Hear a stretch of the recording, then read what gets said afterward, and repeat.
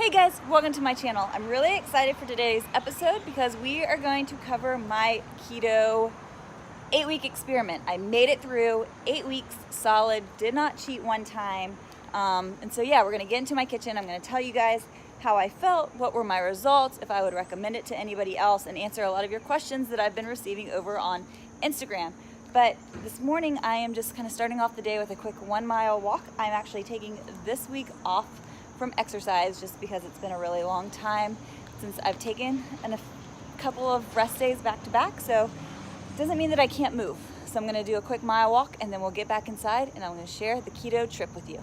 All right guys, we are back in my house. I've gone for my walk, my mind is clear, and I am ready to share my 8-week keto experience with you guys. I've been trying to keep you on the loop throughout this entire time, but I've gotten so much feedback that you want to know how it was, what happened, what are my thoughts moving forward. Before I jump into the keto diet and my own personal experience, I do have to say I am not a registered dietitian and I am not a doctor. This is all just going off of my own thoughts and my own experience. So if you're interested in the keto diet and learning more, make sure that you talk to a health professional, talk to your doctor beforehand, like you always should.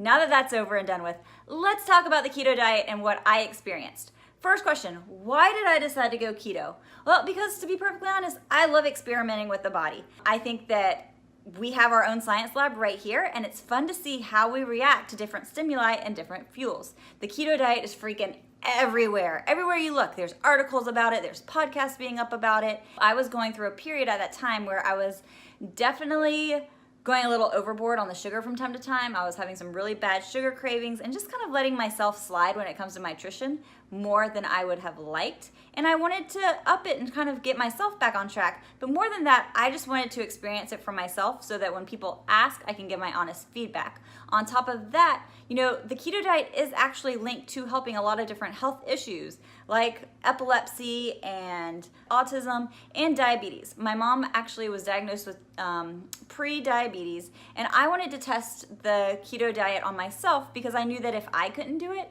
then there's no way that I could ask my mom to do it. She just wouldn't be able to do it. So it was kind of a self-experiment to see if this is something that maybe I could bring to the table for her to treat her health conditions and handle that without having to get on medication. So that was kind of the basis. That's what it was all about. That's why I did it. As far as 8 weeks is concerned, I decided to go for 8 weeks, seeing if I could do it, because 8 weeks is long enough to feel and see a difference. I felt that 4 weeks was a little bit too short, and anything over 8 weeks, it was just kind of, I didn't want to. For 8 weeks, I used my keto urine strips and I tested myself and I stayed in ketosis for the entire period. I did not have any processed sugar, and the whole entire time I had 3 glasses of wine, and I stayed in ketosis the entire time. Now, here's what we're gonna do.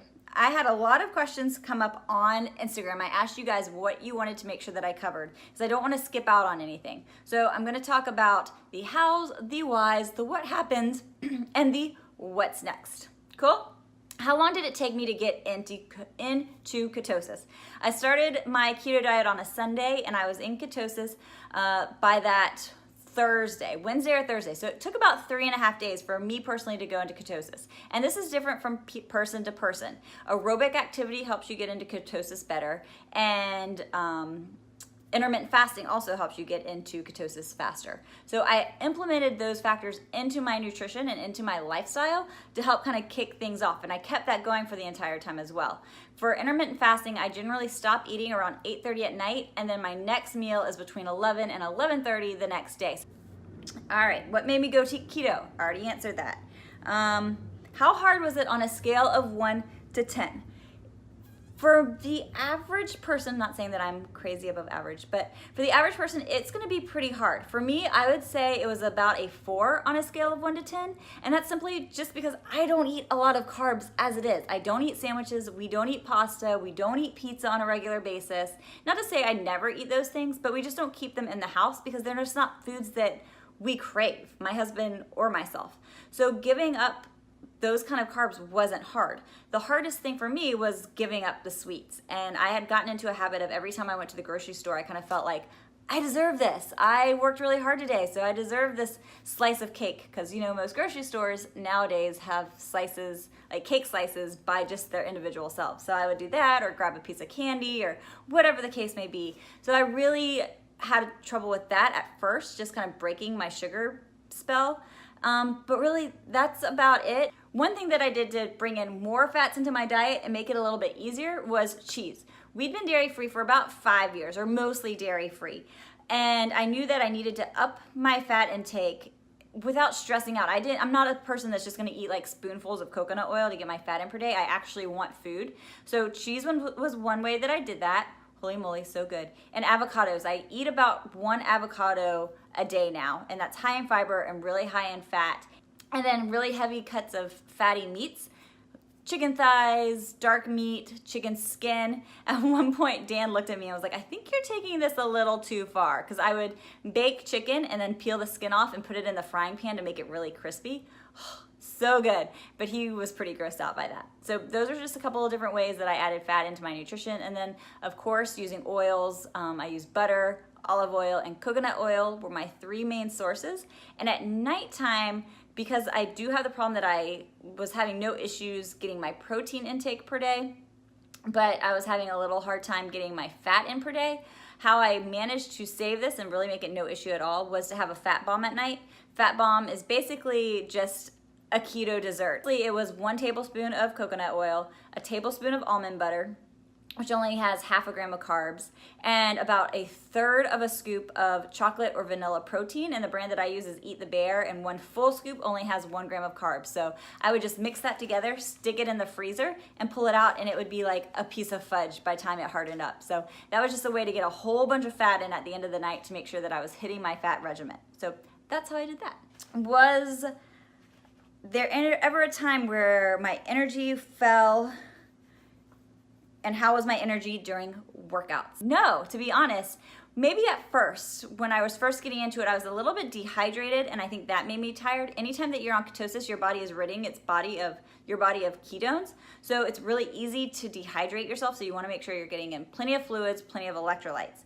And I was super thirsty when I first started going to ketosis, and that was the sign that I was actually starting to get there. But with that, it was also a little bit tiring on my system. But other than that, no, my workouts have felt fine. The only workouts that haven't, which I don't know if I can relate to being on the keto diet or if I can just push it to being summer, is every Sunday we do an outdoor group workout at the track, and it's very taxing on the system. It's an hour of just go, go, go, go, go. And that drains me, but also it's 100 degrees here in Charleston, so I don't know if it's because of the workout or because of the diet. But no, overall, I felt great. How did my blood sugar levels do, and was I ever hangry? No. This was actually probably one of the best benefits of the keto diet for me. I can pretty much go from meal to meal now without snacking at all. Sometimes I snack just for the pure pleasure of snacking because it's around, but I never felt that I had to snack. In fact, I do an afternoon shake, which I include a lot of like avocado and coconut oil into the shake to make it so it's not so rich in protein. But I really could probably even cut that out if I wanted to. But with my fasting in the morning, I want to make sure that I'm still getting the proper nutrients and the calories that I need. So I've kept it in. But there are times where I'm like, I don't really need this shake. I feel full. But if I didn't, my calories would be way too low. But no, I never felt hangry. In fact, I had no issues eating at 8:30, between 8 and 8:30, and then not eating again until between 11 and 12 the next day. It was just never an issue. So that was pretty cool. The other great benefit that I personally saw from being on the keto diet was the ability to wean myself off of craving sugar. This was something, I've got my pen because I've got all my notes down here. This was something that was a really big issue for me. Like I mentioned, I love sugar. I love it. I hated feeling almost helpless against my sugar cravings. If I would go to the store, I'd be like, all right, today I'm not gonna get anything. But then on the way out, I'd be like, oh, okay. But once I started the keto diet, A, I let everybody in the world know that I was on it, but B, my body detoxed itself of the sugar, so I was no longer craving it. I was able to go to the ice cream store with my niece, and Dan got some ice cream with her, she got some ice cream, and it wasn't that I was afraid to get it because of the keto diet. I knew that in a couple days I could get back into ketosis, but I just didn't want it. It was just kind of pointless to me. And the same with alcohol. Every time we would go out to drink or something, it wasn't that I didn't want to drink because of being on the keto diet. It was just I had no craving for it anymore. So that was really, really cool and something I'm still holding on to.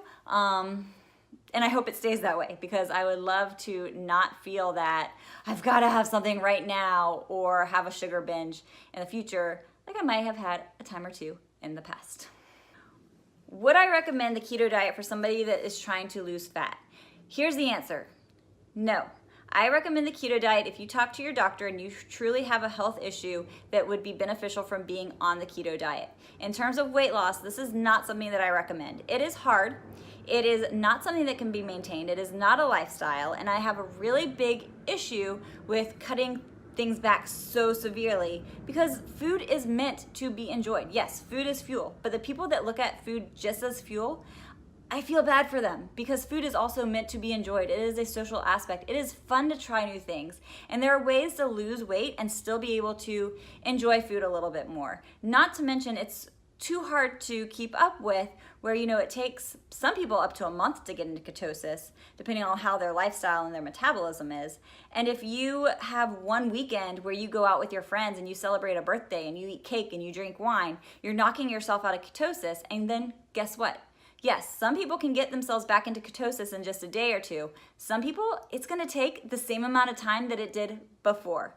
And that's really frustrating, and it can halt results. I have a client, I've seen it firsthand, where they've tried really hard and then they'll have a weekend away and they'll drink a couple beers and they're like, well, why am I not losing weight? And I had to break it down and be like, yeah, you're great 6 days of the week, but that one day that you're knocking yourself out of ketosis is changing it all over again, and you're having to start all over again. So no, I do not think that the keto diet is something that people should do in order to lose weight. And I think the best example of this is the Atkins diet back in the late 1990s, early 2000s, where everybody was on the low carb craze, right? People were dropping a ton of weight. But what happened when they got back into living a normal life? They had destroyed their metabolism, and they resorted back into their old habits because this wasn't a lifestyle that they could keep up, and they gained all the weight back plus some. And that's exactly what I fear with the keto diet. I'm not scared about that for myself, A, because this was only 8 weeks, and B, because I was looking at it as a real food diet, and I'm going to continue to be on a real food diet moving forward.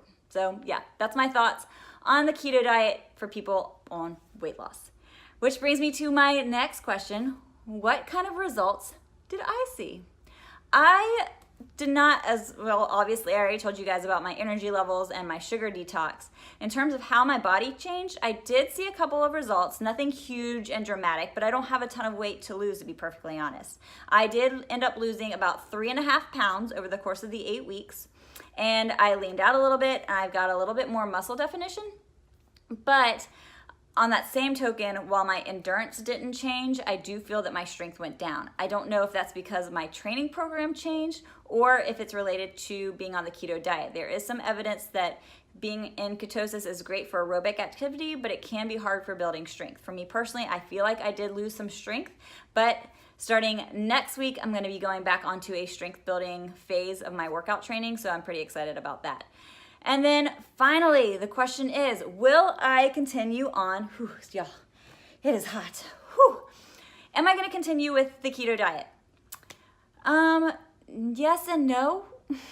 I haven't quite decided. I do feel great. I've enjoyed the results that I have gotten, but I do want to build my strength and I want to do what's best for my body. And whenever you're on such a severe diet, you have to remember it affects everybody around you. My husband and I had a really big heart-to-heart, and we want to go out and enjoy more. We want to go and have happy hours and go to wine tastings. We want to go to dinner sometimes, or, it kind of hurt his feelings that we took our niece to go get ice cream, which we never get to really hang out with her on one-on-one, and I didn't get the ice cream.